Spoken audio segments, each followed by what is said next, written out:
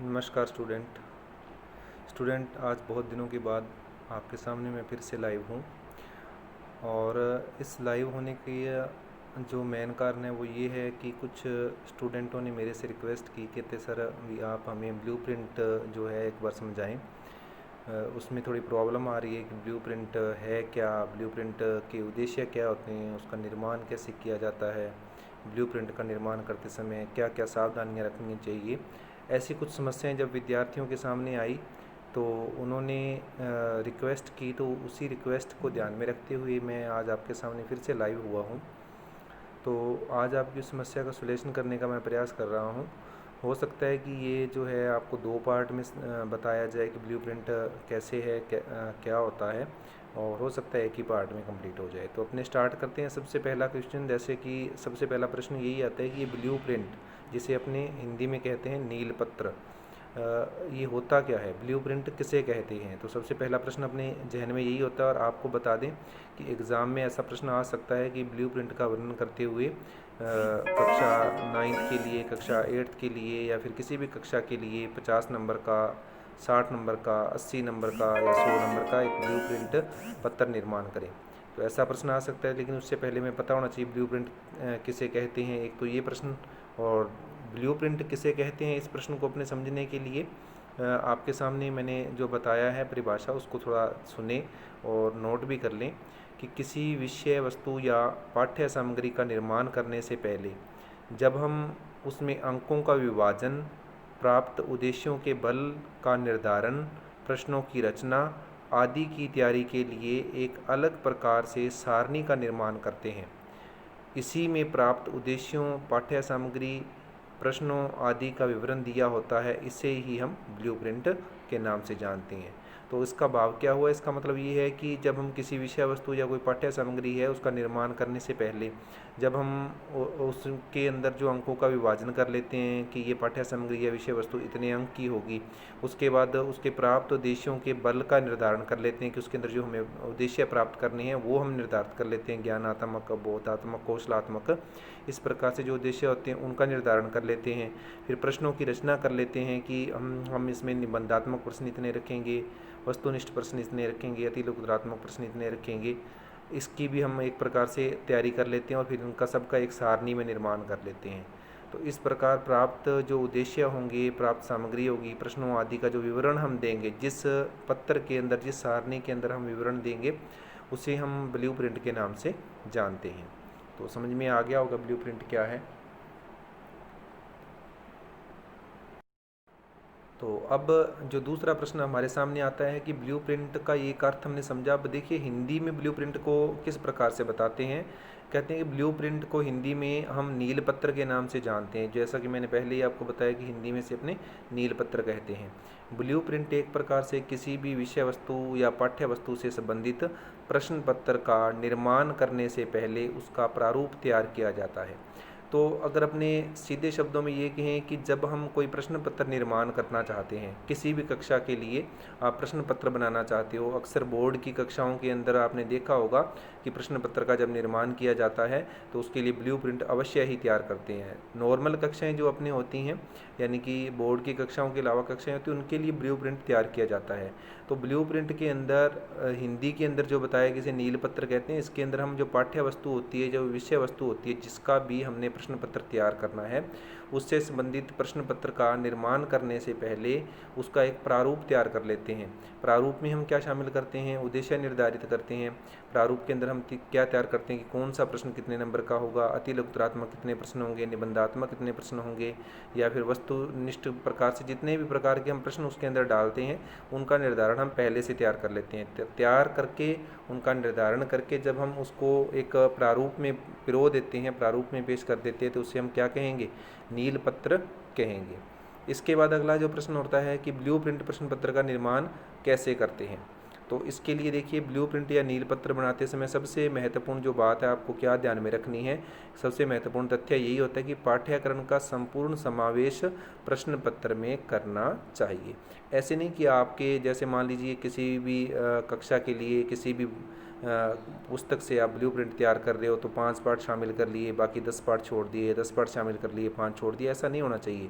उसके अंदर संपूर्ण पाठ्यक्रम को प्रश्न पत्र में शामिल करना चाहिए, यानी कि किसी न किसी प्रकार से हर जो पाठ है, हर जो विषय वस्तु उसके अंदर शामिल करने का प्रयास करना चाहिए, ताकि विद्यार्थी कुछ विशेषतः परीक्षा की दृष्टि से महत्वपूर्ण उपयोगी जो अध्याय हैं उनको अध्याय तक ही अपने को सीमित ना कर ले। ऐसा ना सोचे कि विद्यार्थी ये पार्ट इम्पोर्टेंट है, ये जो लेसन है 6 नंबर का है, ये 10 नंबर का है, उसी को ही करना है, 1-2 नंबर वाले को छोड़ दे। ऐसा नहीं होना चाहिए। 1-2 नंबर वाला लेसन है उसको आप अति लघुतरात्मक प्रश्नों में ले सकते हैं। तो कहने का मतलब है हर एक जो विषय वस्तु उसको टच करना जरूरी होता है। प्रश्न पत्रों में सभी प्रकार के प्रश्न, जैसे निबंधात्मक प्रश्न होते हैं, लघु उत्तरीय पत्र, लघु मतलब जो अति लघुतरात्मक अपने कहते हैं वो प्रश्न होते हैं, अति लघुतरात्मक या लघुतरात्मक प्रश्न, वस्तुनिष्ठ प्रश्न, ये सब प्रकार के प्रश्न हमें शामिल करने चाहिए। क्योंकि यदि हम सब प्रकार के प्रश्न शामिल करेंगे तभी हम एक विद्यार्थी का सही रूप से मूल्यांकन कर पाएंगे, ताकि विद्यार्थियों की बुद्धि और ज्ञान का उचित आकलन कर सकें। यानी कि उनकी बुद्धि का हम ज्ञान प्राप्त करना चाहते हैं, उसकी बुद्धि कि किस प्रकार से उसका बोध है, किस प्रकार की उसकी समझ है, इसको हम जानना चाहते हैं, कितना उसको ज्ञान हुआ ये जानना चाहते हैं, तो उसके लिए सभी प्रकार के प्रश्न जरूरी हैं। जैसे कि मान लो वस्तुनिष्ठ प्रश्न होते हैं, उसमें ऑप्शन होते हैं, तो ऑप्शन रहते हैं तो उसके अंदर उसको जो तथ्यात्मक रूप से सोचकर उत्तर देना होता है। और उसके बाद जो निबंधात्मक होते हैं उसके अंदर उसके विचार आते हैं, वो विचारों के माध्यम से अपने जो भाव हैं वो प्रकट करता है। इसी प्रकार से मान लीजिए अति लघुतरात्मक है तो उसमें उसको बहुत कम शब्दों के अंदर अपनी बात को प्रकट करना होता है। इसी प्रकार लघुतरात्मक होते हैं जिसमें हम थोड़े शब्द चुन सकते हैं। तो इस प्रकार से कहने का मतलब है सब प्रकार के प्रश्न शामिल इसीलिए किए जाते हैं ताकि एक विद्यार्थी का उचित बुद्धि और ज्ञान का मूल्यांकन किया जा सके। अब देखिए ब्लूप्रिंट निर्माण करते हैं तो कुछ उद्देश्य भी होते हैं, क्योंकि कोई भी कार्य किया जाता है तो उसका कोई ना कोई उद्देश्य अवश्य होता है। तो ब्लूप्रिंट का भी क्या होगा, कोई ना कोई उद्देश्य अवश्य होगा। तो उसका ब्लूप्रिंट का जो उद्देश्य है वो हम देखते हैं क्या क्या उद्देश्य हो सकते हैं। पहला उद्देश्य क्या है, ब्लूप्रिंट के निर्माण के पश्चात हम उसके आधार पर एक से अधिक परीक्षाओं के लिए प्रश्न पत्र तैयार कर सकते हैं। यानी कि यदि आपने ब्लूप्रिंट का निर्माण कर लिया है उसको आधार बनाकर आप एक से अधिक परीक्षाओं के लिए प्रश्न पत्र तैयार कर सकते हैं। कहने का मतलब मान लीजिए आपने 80 नंबर का या 80 नंबर का एक ब्लूप्रिंट तैयार किया, तो उसको आधार बनाकर आप दूसरी जो परीक्षाएं हैं, जिस विषय के आपने तैयार कर लिया उसको आधार बनाकर आप दूसरे विषय का ब्लूप्रिंट भी तैयार कर सकते हैं। कहने का मतलब एक ब्लूप्रिंट आधार बन जाता है किसी अन्य परीक्षा के लिए या अन्य विषय वस्तु के लिए, अन्य पाठ्य पुस्तक के लिए। दूसरा है ब्लूप्रिंट के जो मुख्य उद्देश्यों में होता है कि इसमें पाठ्यक्रम का कोई भी अंश छूटता नहीं है। देखिए पाठ्यक्रम आपने करवा दिया, उसका कोई अंश छूट जाए तो वो तो ये तो गलत होगा। तो ब्लूप्रिंट तैयार होगा तो उसमें हम सब कुछ शामिल करेंगे। तो ब्लूप्रिंट के अंदर पाठ्यक्रम का कोई भी अंश छूटता नहीं है, जिसे छात्र को संपूर्ण अध्याय के माध्यम से उसकी बुद्धि और ज्ञान का सही से आकलन कर पाती हैं। तो जब कोई अंश छूटेगा नहीं तो हम जिस छात्र के ऊपर वो प्रश्न पत्र लागू कर रहे हैं, जिस छात्र के लिए वो प्रश्न पत्र तैयार किया है, तो उसके ब्लूप्रिंट के माध्यम से जो उद्देश्य की पूर्ति होगी वो उसकी बुद्धि और ज्ञान की सही रूप से परख हो जाएगी, उसका सही रूप से आकलन हो जाएगा। तीसरा उद्देश्य क्या होता है, ब्लूप्रिंट के माध्यम से छात्रों को अंक वितरण में आसानी होती है। देखिए ब्लूप्रिंट बनाया है तो उसके माध्यम से छात्रों को अंक वितरण में आसानी होती है। यानी कि अगर आपने ब्लूप्रिंट निर्माण किया है तो अंकों का जो वितरण करना होता है, अंकों का जो विभाजन करना होता है वो सही हो जाता है। कि हमने मान लो लेसन है जो पार्ट नंबर 5 है उसको हमने 10 अंक का रखना है। तो अगर हम ये देखते हैं कि उस पार्ट में से हमने 2 प्रश्न दिए हैं 5-5 अंक के, तो कोई विद्यार्थी यदि उसमें से एक प्रश्न करता है तो उसके 5 अंक निर्धारित हैं, तो उस 2 करता है तो उसके 10 अंक निर्धारित हैं। तो इस प्रकार से अंक वितरण में क्या हो जाती है, ब्लूप्रिंट के आधार पर ही आसानी होती है। ऐसा तो नहीं है कि हमने अंक वितरण जो निर्धारण नहीं किया और जैसे मर्जी अंक दे दें, किसी विद्यार्थी ने 2 किए हैं तो उसको 8 दे दें, किसी ने 1 किया है तो उसको भी 8 दे दें, ऐसा नहीं हो सकता है। ब्लूप्रिंट तैयार होगा तो उसके आधार पर अंक वितरण में आसानी भी होती है। तीसरा उद्देश्य कौन सा है, ब्लूप्रिंट तैयार करने से छात्रों के स्तर और आयु के अनुरूप ही प्रश्न पत्र का निर्माण होता है। तो ये भी इसका एक फ़ायदा है कि जिस स्तर के लिए, जिस कक्षा के लिए हम, जिस आयु वर्ग के लिए छात्रों के लिए हम चाहते हैं प्रश्न पत्र निर्माण करना, उसके लिए ब्लूप्रिंट को आधार बना सकते हैं। तो ब्लूप्रिंट का उसी प्रकार से बनता है, जितने अंक का होगा उसी प्रकार से उस कक्षा का स्तर होगा, आयु के अनुसार स्तर होता है विद्यार्थियों का, इस प्रकार से हम उसको तैयार कर सकते हैं। तो ये जो कुछ बातें मैंने आपको बताई है ब्लूप्रिंट के बारे में कि जो सबसे पहले कि ब्लूप्रिंट होता क्या है ये हमने जाना है। उसके बाद जो ब्लूप्रिंट जो हम करते हैं उसका निर्माण कैसे करते हैं ये भी हमने समझा। उसके बाद जो ब्लूप्रिंट के उद्देश्य होते हैं वो क्या आते हैं वो भी हमने समझे।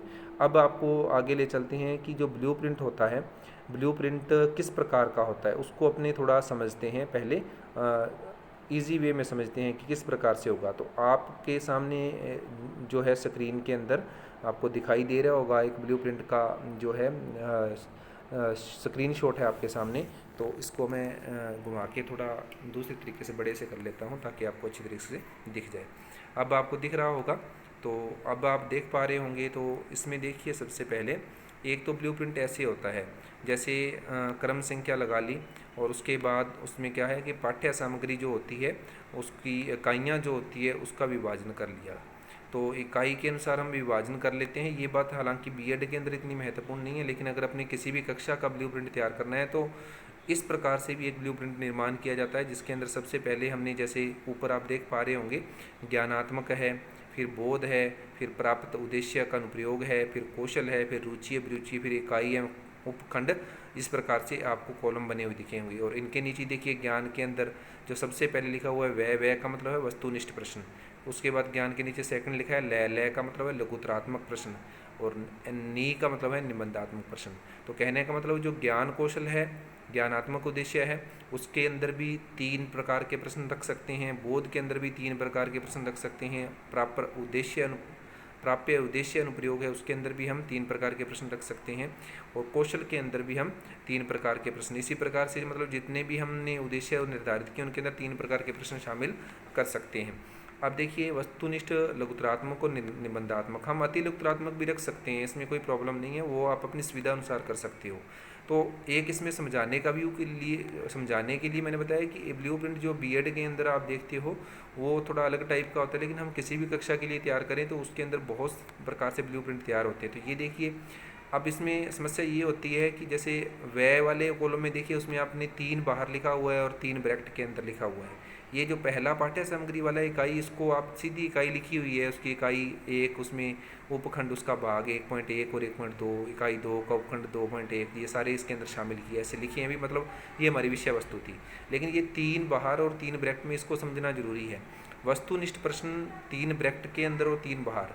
कई बार तो क्या करते हैं ब्लूप्रिंट तैयार करने वाले, ये मानते हैं कि जो 3 अंदर लिखा हुआ है वो क्या है, वो है 3 जो हमने प्रश्न लेने हैं। वस्तुनिष्ठ प्रश्न कितने लेने हैं? 3, वो ब्रैकेट के अंदर। और एक प्रश्न कितने अंक का होगा वो हमने निर्धारण नहीं किया यहाँ पर। एक प्रश्न कितने अंक का होगा ये निर्धारण किया है कि जो 3 प्रश्न हमने वस्तुनिष्ठ लिए वो 3 अंक के होंगे, ऐसा होता है। और कई बार हम देखते हैं कि जैसे ब्रैकेट में 3 लिखा है उसके बाहर 2 लिखा है, तो हम ये सोच लेते हैं कि 3 प्रश्न है और एक प्रश्न 2 अंक है, तो इसका मतलब 6 अंक के हो गए। अगर हम ऐसा सोचते हैं तो आप देखिए लास्ट में देखिए आप इकाई एवं उपखंड जो लास्ट में लिखा कॉलम है उसमें देखिए उसमें 5 ही अंक आ रहे हैं ना। तो इसका मतलब जो वस्तुनिष्ठ प्रश्न है 3 हैं और 3 ही अंक के हैं।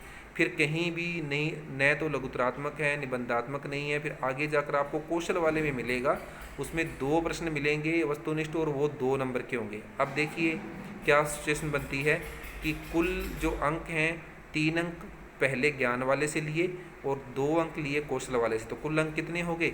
5। तो इस प्रकार से हम देख सकते हैं कि जो प्रश्न भी 5 हैं वस्तुनिष्ठ और कुल अंक भी कितने हैं? 5।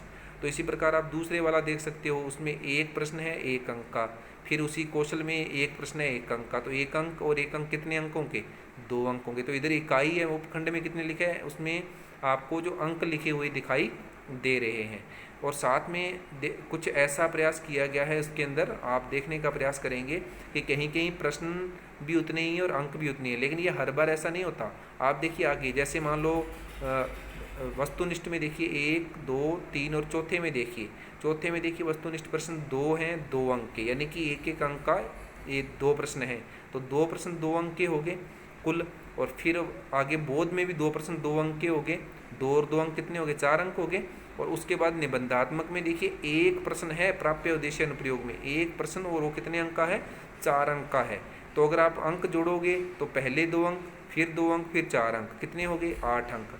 8 अंक है, लेकिन प्रश्नों की संख्या देखिए पहले वाले में 2 प्रश्न है, बोध वाले में 2 प्रश्न है 4 और निबंधात्मक 1, 5 हुए ना, लेकिन वहाँ पर लिखा क्या हुआ है, इकाई एवं उपखंड में 8 लिखा हुआ है। तो इसका मतलब इकाई एवं उपखंड में अंक निर्धारित किए गए, वहाँ अंक लिखे गए, न कि प्रश्नों की संख्या।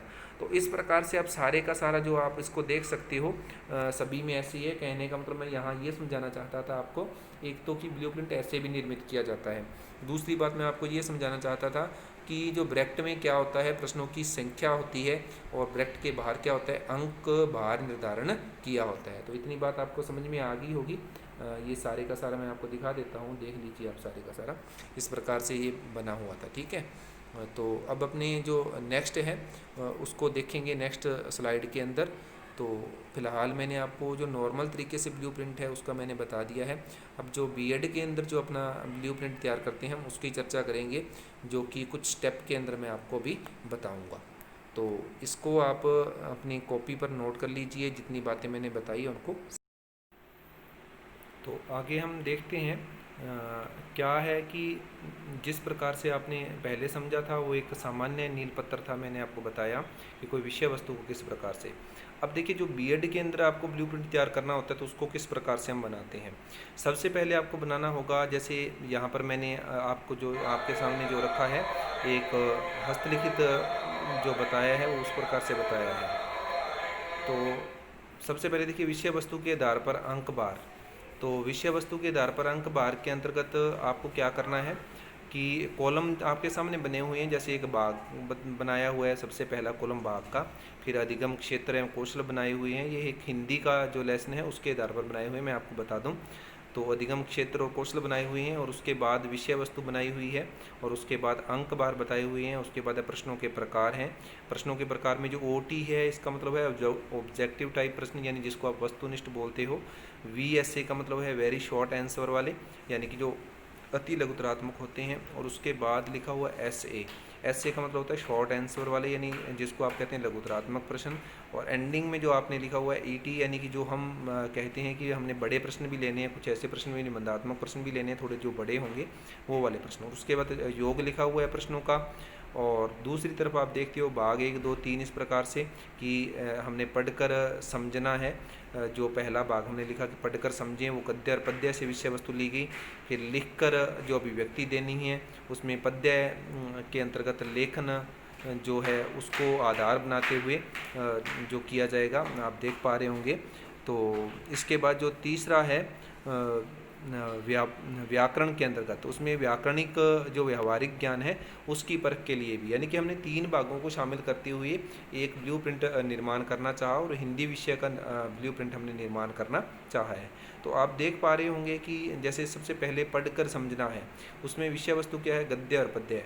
उसमें अंक बार हमने कितना रखा है कि जो गद्य पद्य होगा वो 30 अंक का हमने लेना है। अब उसके अंतर्गत 30 अंक गद्य और पद्य के हमने रखे हैं। और ऑब्जेक्टिव टाइप क्वेश्चन कोई भी नहीं है उसके अंदर, वेरी शॉर्ट आंसर क्वेश्चन है वो जो हमने वो रखे हैं 2, और शॉर्ट आंसर क्वेश्चन है वो हमने 3 रखे हैं, और जो बड़े क्वेश्चन होंगे वो हमने कितने रखे हैं, 2। तो इसके बाद मतलब हर प्रकार के क्वेश्चन, जरूरी नहीं कि हर पार्ट में हम हर प्रकार के क्वेश्चन शामिल करें। तो इसके अंदर हमने एक जो वस्तुनिष्ठ थे, बिल्कुल ऑब्जेक्टिव टाइप थे, उसको हमने छोड़ा है। तो कुल प्रश्न कितने हुए देखिए, 2 और 3 5 और 2 7। तो प्रश्नों का संख्या कितनी होगी, 7। और अंक तो आपके सामने है कि ये 7 प्रश्न जो होंगे 30 अंक के होंगे। अब इस 30 अंक को हम डिवाइडेशन भी करेंगे आगे, कि जो 30 अंक आप बनाना चाहते हो, जैसे मान लीजिए आपने 2 प्रश्न बड़े रखे हैं, तो 2 प्रश्न में आपने मान लीजिए वो 10-10 अंक के रख दिए आपने 2 प्रश्न, तो 20 अंक तो उसके ही हो गए। पीछे बचे आपके पास 10 अंक, और प्रश्न बचे हैं 5। तो 5 प्रश्नों में जैसे 3 प्रश्न शॉर्ट आंसर वाले रखे हैं, तो वो आपने मान लीजिए रख दिए 2-2 अंक के। तो शॉर्ट आंसर वाले 3 दूनी 6 अंक के वो हो गए, 20 और 6 कितने हो गए, 26 अंक हो गए।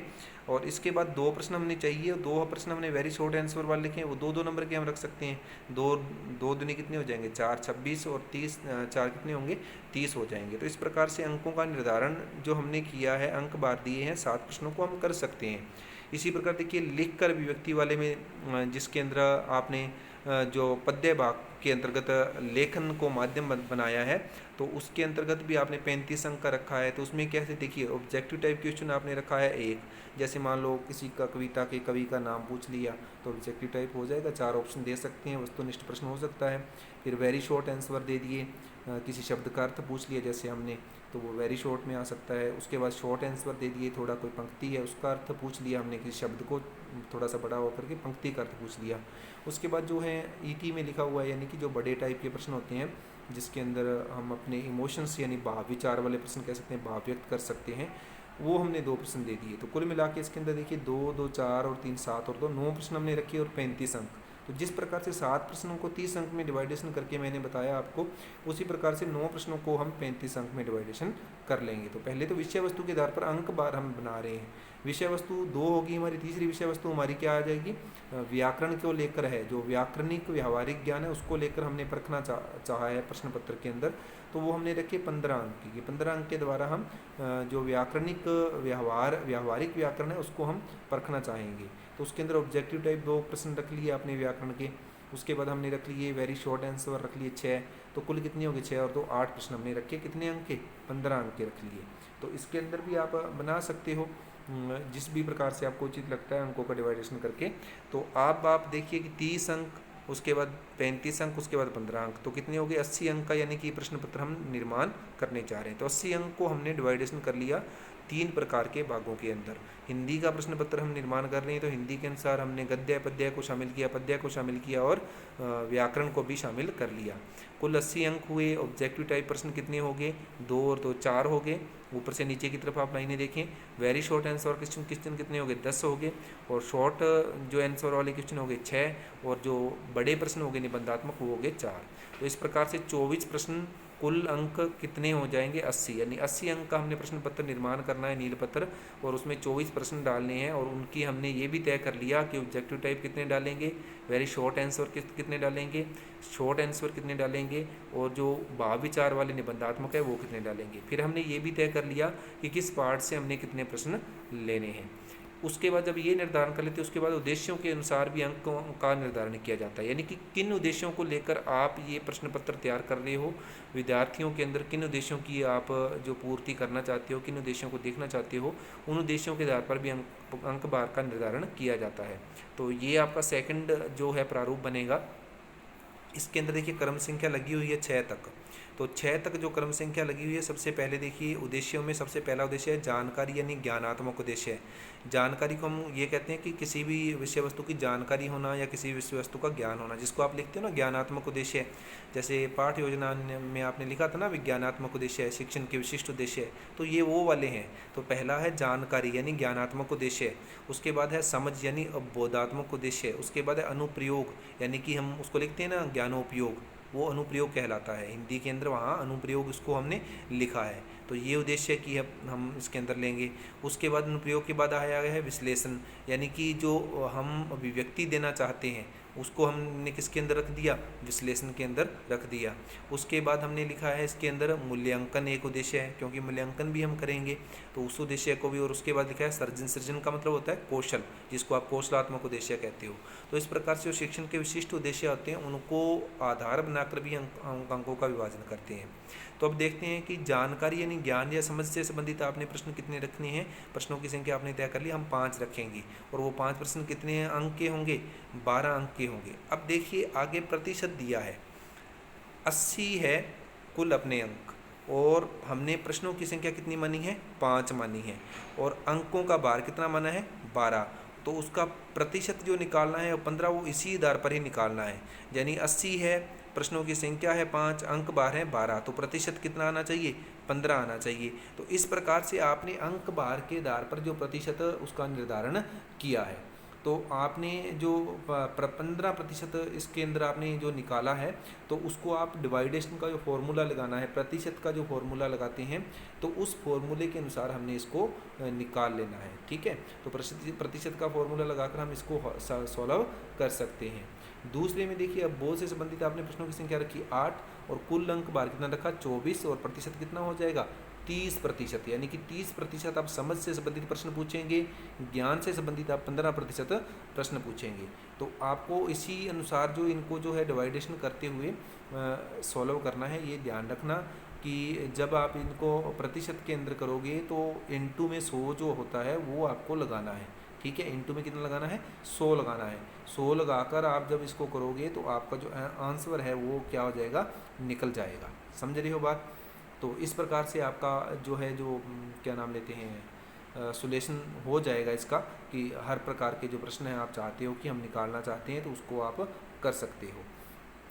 इसके बाद देखिए नेक्स्ट वाला है अनुप्रयोग, यानी ज्ञानोपयोग से संबंधित हमने प्रश्नों की संख्या कितनी रखी है, 6 रखी है। और उनके लिए हमने अंक कितने निर्धारित कर लिए कि 20 अंक हम रखेंगे, किसके, ज्ञानोपयोग से संबंधित रखेंगे, अनुप्रयोग से संबंधित रखेंगे। और उनका प्रतिशत कितना निकल जाएगा, 25%। देखिए प्रतिशत और जो अंक कुल हैं वो बराबर जो आपको है 100% से ऊपर नहीं जाना चाहिए, और अंक आपने 80 का बनाना है तो 80 से ऊपर नहीं जाना चाहिए। प्रश्नों की संख्या आपने 24 निर्धारित की है ना पहले, उससे ऊपर नहीं जाना चाहिए। इस प्रकार से आपको इसको तैयार करना है। ये जरूर ध्यान में रखना है कि आपने विषय वस्तु के आधार पर जो अंक बार निर्धारण किया था उसमें प्रश्न टोटल कितने थे, कुल प्रश्न जो थे उनके अंक कितने थे कुल, उनको ध्यान में जरूर रखना है। कितने थे, 80 अंक थे कुल। 80 अंक का हम बना रहे थे नील पत्थर, 24 प्रश्न हम शामिल कर रहे थे, और जो प्रश्नों की संख्या वो बराबर आनी चाहिए दूसरे वाले कॉलम के अंदर भी। और उसके बाद जो प्रतिशत है वो भी आपका 100 से ऊपर नहीं जाना चाहिए, अंक भी पूरे होने चाहिए, 100 से ऊपर प्रतिशत भी नहीं जाना चाहिए, प्रश्नों की संख्या भी समान आनी चाहिए। तो इसके बाद देखिए अनुप्रयोग के बाद क्या आता है, विश्लेषण वाला आता है। तो विश्लेषण के अंतर्गत आप देख पा रहे होंगे कि हमने 2 प्रश्न लेने हैं विश्लेषण के अंतर्गत, अभिव्यक्ति से जो जुड़े हुए हैं। हमने उनको मान लिया कि वो 10 अंक के होंगे और उनका प्रतिशत कितना होगा, 12.5 होगा। इसके बाद मूल्यांकन से संबंधित हमने एक प्रश्न रखना है, वो कितने अंक देने हैं, उसको 6 अंक का रखना है, और उसका प्रतिशत कितना रह जाएगा, 7.5 रह जाएगा। इसके बाद हमने मान लो रख लिया सृजन से संबंधित 2 प्रश्न रख लिए, और अंक बार कितना कर दिया उसका 8, और ये प्रतिशत कितना हो गया 10। इस प्रकार अंकों को, प्रश्नों को देखिए 8, 5, 13, 13 और 6 19 और 2 21, 22 और 2 24, 24 प्रश्न हो गए। और अंक बार के अंदर अंक बार भी आप जोड़कर देख लेंगे। सबसे पहले देखिए 12 है, 12 और 24 36 हो गए, 36 और 20 56 हो गए, 56 और 10 76 हो गए, 76 और 6 कितने हो गए 82, 82 और 8 80। तो इसी प्रकार आप प्रतिशत भी जोड़ सकते हैं। तो आप जब इसको जोड़ेंगे सब तरह के आपके सामने जो कॉलम आएंगे तो आपको बराबर बराबर। अब स्टूडेंट मैं आपको थोड़ा ये भी बता देता हूँ कि प्रतिशत है वो आपने कैसे निकालना है। तो जैसे मान लीजिए सबसे पहले जानकारी या ज्ञान से संबंधित आपने प्रश्नों की संख्या 5 रखी, तो प्रश्नों की संख्या 5 है, लेकिन अंक बार को आपने नोट करना है। अंक बार कितने हैं, आपके अंक बार है 12। तो आपको क्या करना है, जो अंक बार होगा उसको आपने क्या करना है, ऊपर लिखना है। उसके बटा में आपको कुल अंक कितने थे 80, 80 आप उसके नीचे लिखेंगे, यानी 12/80, और गुना में यानी कि 12 के गुना में आप रखोगे कितना, प्रतिशत बनाने के लिए 100। तो 12 के गुना में 100 होगा तो कितना आ जाएगा 1200।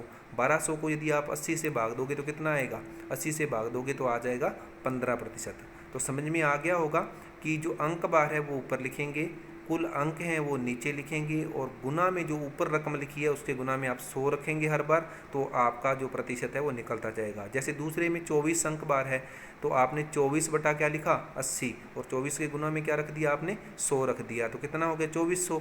2400 को अगर आप 80 से भाग करोगे तो कितना आएगा, निकाल के देखिए जरा। 2400 है ऊपर और नीचे है 80, तो 24 इंटू 100 किया था 2400 हो गया था ना, और बटा में क्या था आपका 80 था, तो 80 से भाग किया तो एक जीरो आप काटोगे तो 240 रह जाएंगे। 240 को अगर आप 8 से भाग दोगे तो 8 दिए 24 और जीरो की जीरो। तो इस प्रकार से जो आपका जो बनेगा वो कितना बन जाएगा, इस प्रकार से वो आपका टोटल जो बनेगा 30% बन जाएगा। तो मेरे को लगता है कि इन दो से आपके समझ में आ गया होगा कि प्रतिशत हम कैसे निकालते हैं। तो ये प्रतिशत ऐसे नहीं लिखना है कि अपनी मर्जी से लिख दिया ये 12% है, 30% है, 40% है। आपको अंक बार ऊपर लिखना है, उसके बटा में कुल अंक लिखने हैं, ऊपर वाली जो संख्या होगी उसके गुना में आपको हर बार 100 रखना है। तो जब 100 रखोगे तो उसका 100 से ऊपर वाली रकम से गुना हो जाएगा, और नीचे वाली रकम से 80 है जैसे इसमें, तो 80 से उसका भाग करते जाओगे तो प्रतिशत जो हमने लगाया है वो आपका प्रतिशत आता जाएगा। तो इस प्रकार से आपके समझ में आ गया होगा ये। इसके बाद हम चलते हैं नेक्स्ट वाले पर। तीसरे प्रकार का जो आपको प्रारूप बनाना है उसके अंदर आप प्रश्नों के प्रकार वार अंक बार बनाना है। यानी प्रश्नों के जो आपने प्रकार लिए हैं वो किस प्रकार के प्रश्न हैं ये देखते हुए, और उसके बाद प्रश्नों के प्रकार के बाद उसका जो अंक बार है उसको भी आपने रखना है। देखिए सबसे पहले क्रम संख्या आपने लिख ली है। क्रम संख्या में आप देख रहे होंगे 1 2 3 4 5 इस प्रकार से बनाई हुई है हमने। तो सबसे पहले प्रश्नों के प्रकार वस्तुनिष्ठ प्रश्न। वस्तुनिष्ठ प्रश्नों की संख्या मान लो इसके अंदर देखिए आप हर बार वैसा रखने की ज़रूरत नहीं है, आपको इसको मेंटेन करना है। आप सोचो कि जैसे पहले पहले आपने उद्देश्य के आधार पर अंक बार निर्धारण किया था, हम उसको आधार बना लें, ऐसा कुछ नहीं होता है। आप उसमें चेंजिंग कर सकते हो, हर बार वैसा नहीं रखना। लेकिन आपका जो मूल्यांकन है ना, जैसे 80 अंक का प्रश्न पत्र तैयार कर रहे हो, 24 प्रश्न हैं आपके, वो सब कुछ सही आना चाहिए, प्रतिशत 100 ही होना चाहिए, ये सब कुछ सही आना चाहिए। तो जैसे इसमें वस्तुनिष्ठ प्रश्नों की संख्या कितनी है 4। एक प्रश्न जो कितने अंक का होगा 1 अंक का होगा, तो कुल अंक कितने हो गए, 1 अंक का एक प्रश्न है, कुल प्रश्न 4 हैं तो 4 अंक हो गए। और प्रतिशत निकालना है तो वही फिर से कुल अंक कितने हैं आपके 4, वटा में कितना आएगा आपके वही आना है, और भाग में कितना आएगा वटा में कितना आना है जो अंक टोटल है, और गुना में कितना आएगा आपके जो 100 है। अब देखिए इसके अंदर इन्होंने 4 प्रश्न रखे 1 अंक के, तो योग कितना हुआ 4, प्रतिशत कितना बनेगा 5। देखिए 1 अंक के 4 प्रश्न हैं, 80 का यदि हम 4 निकालते हैं, यानी कि अंक 4 जो है उसका अगर प्रतिशत हम बनाते हैं तो उसका 5 आएगा। कैसे आएगा, 4/80 करोगे, 4 के गुना में क्या रखोगे 100 रखोगे, तो 4 के गुना में 100 रखा तो कितना आ जाएगा भाई 4 × 100 कितना होता है 400 होता है। 400 को अगर 80 से भाग दोगे तो 80 5 कितने हो गए 400 हो गए ना, तो 5% आ जाएगा। इसके बाद देखिए एक कॉलम और बना संभावित समय। आप मान के चलो कि हम 4 प्रश्न करेंगे जो छोटे प्रश्न है वस्तुनिष्ठ, तो उसमें आप 10 मिनट समय भी मान के चलो, क्योंकि प्रश्न पत्र के अंदर क्या होता है समय भी दिया होता है। अगर समय का पालन नहीं करेंगे समय हो जाएगा, प्रश्न पत्र ही पूरा नहीं हो तो उसका भी कोई फायदा नहीं है। तो समय भी यहाँ डिवाइडेशन है। संभावित समय हमने मान लिया कि इन 4 प्रश्नों को करने में 10 मिनट लगेंगे। ये समय जो है आपको जैसे कोई आपका प्रश्न पत्र 2.5 घंटे का है 3 घंटे का, उस अनुसार ये डिवाइडेशन आप कर सकते हो। लेकिन थोड़ा ध्यान रखना है कि प्रश्न किस प्रकार के, बड़े प्रश्न है तो बड़ा ज़्यादा समय लगेगा, छोटे प्रश्न है तो कम समय लगेगा, उसी प्रकार से आपको इसका डिवाइडेशन करना है। फिर देखिए वस्तुनिष्ठ के बाद अति लघुतरात्मक प्रश्न है 2 नंबर पर। ये प्रश्नों की संख्या है 10। अंक प्रति प्रश्न है, तो यहाँ पर नहीं लिखा गया अंक प्रति प्रश्न है, क्यों नहीं लिखा गया उसका रीज़न बताऊंगा। अंक योग देखिए आपने 26 कर दिया है, 10 प्रश्न हैं 26 अंक हैं। अगर 10 प्रश्न है 2 अंक का अगर आप करते हो तो 10 दूनी 20 हो जाएंगे, ऊपर 6 अंक और बचते हैं। तो इसका मतलब आपको प्रत्येक जो प्रश्न है 2 से ही 3/4 समथिंग ऐसा कुछ करना पड़ेगा, फिर जाकर जो आपका जो है ये योग जो सही बैठेगा। और प्रतिशत निकालोगे तो वो मैंने फॉर्मूला आपको बता ही दिया है, जैसे इसमें 26/80 आ जाएगा, गुना में ऊपर 26 के साथ 100 आ जाएगा।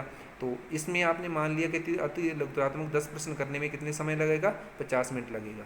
फिर लघुतरात्मक प्रश्न आपने रखे 6 और वो उसका योग कितना है 24, तो सीधा ये एक प्रश्न 4 अंक का रख सकते हो आप। लघुतरात्मक 6 चौके 24 हो जाएंगे, और फिर प्रतिशत कितना हो जाएगा वो 30 हो जाएगा। और संभावित समय आपने उसको कितना दे दिया 40 मिनट दे दिया कि लघुतरात्मक में 6 प्रश्न हैं और जो समय जो उनको लगेगा 40 मिनट। इसके बाद देखिए अगला जो है उसके बाद है निबंधात्मक प्रश्न। तो निबंधात्मक प्रश्नों के अंदर देखिए हमने 4 प्रश्न रखे, योग अंकों का रखा हमने 26, यानी कि ये देखिए 4 6 24, 6 से ऊपर का एक जो प्रश्न है वो आपका बनेगा, यानी कि 6 से ही एक उठा 2 का बनेगा एक आपका, यानी 6.5 अंक का 6.5 अंक का एक जो आपका प्रश्न बनेगा बड़ा। तो इस प्रकार से आप उसको भी प्रतिशत निकालोगे 26/80 करोगे, 80 करोगे, 26 के गुना में 100 करोगे तो आपका वो प्रतिशत भी निकल जाएगा। इसमें आपने मान लिया 50 मिनट लगेंगे। तो देखिए समय ये टोटल जो 50 और 40 90 और 50 कितने हो गए 140 और 10 50 150 मिनट हो गए। 150 मिनट का मतलब क्या हुआ 2.5 घंटे हो गए, यानी कि ये जो प्रश्न पत्र है 2.5 घंटे का था, हमारे 150 मिनट होती हैं 2.5 घंटे के अंदर। और प्रतिशत भी हमने 100 पूरा कर दिया। योग था जो अंकों का वो भी 80 आना चाहिए था, वो भी हमने चेक कर सकते हैं कि हमारा 80 बन रहा है या नहीं बन रहा है, उसको भी आप देख सकते हो। और उसके बाद जो प्रश्नों की संख्या वो भी आपकी निश्चित है कि वो 24 थी तो 24। इसके बाद ये था अपना तीसरा प्रारूप। इसके बाद अपने आगे बढ़ते हैं। अगले प्रारूप के अंदर आपका जो है नील पत्थर तैयार किया हुआ है, ठीक है। लेकिन यहाँ जो नील पत्र मैं आपको दिखा रहा हूँ वो चाहे आप किसी भी लैंग्वेज का हो, मैंने आपको एक अलग नई लैंग्वेज के अनुसार बताया है, उर्दू का जो है वो दिखाया है। तो आप इसको थोड़ा समझना है, समझने की बात है किस प्रकार से ये नील पत्र तैयार किया हुआ है। जो हमने अंक निर्धारित किए थे उसी अंकों को निर्धारण करते हुए इसके अंदर जो प्रश्नों का डिवाइडेशन है वो थोड़ा समझने का प्रारूप ही है। सबसे पहले क्रम संख्या वाला कॉलम बनाना है आपको, फिर उद्देश्य लेने हैं। उद्देश्य कौन से लेने हैं, ऊपर की तरफ लिखे हुए हैं जो देखिए, जो आपके जो बाएं से दाएं की ओर जा रहे हैं। जानकारी का स्मरण जैसे यानी ज्ञानात्मक, फिर समझ यानी बोधात्मक, फिर अनुप्रयोग, फिर विश्लेषणात्मक, फिर मूल्यांकन, फिर सृजनात्मक और फिर उनका योग। इस प्रकार से आपको रखना है।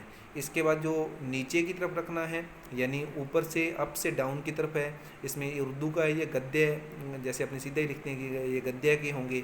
फिर गद्य पाठ्य पुस्तक से होंगे। गद्य जो है पार्ट यानी कि जिस प्रकार से हम कहें कि जो निबंधात्मक है निबंध वाले होंगे, फिर गद्य पाठ्य पुस्तक से होंगे। फिर पद्य जो है उससे होंगे, यानी एक जो हम देते हैं ना, क्या नाम देते हैं, पैराग्राफ देते हैं, उसमें से होंगे। पहले गद्य वाले में से, फिर गद्य पाठ्य पुस्तक में से, फिर पद्य जो पैराग्राफ है उसमें से, फिर पद्य पाठ्य पुस्तक में से होंगे।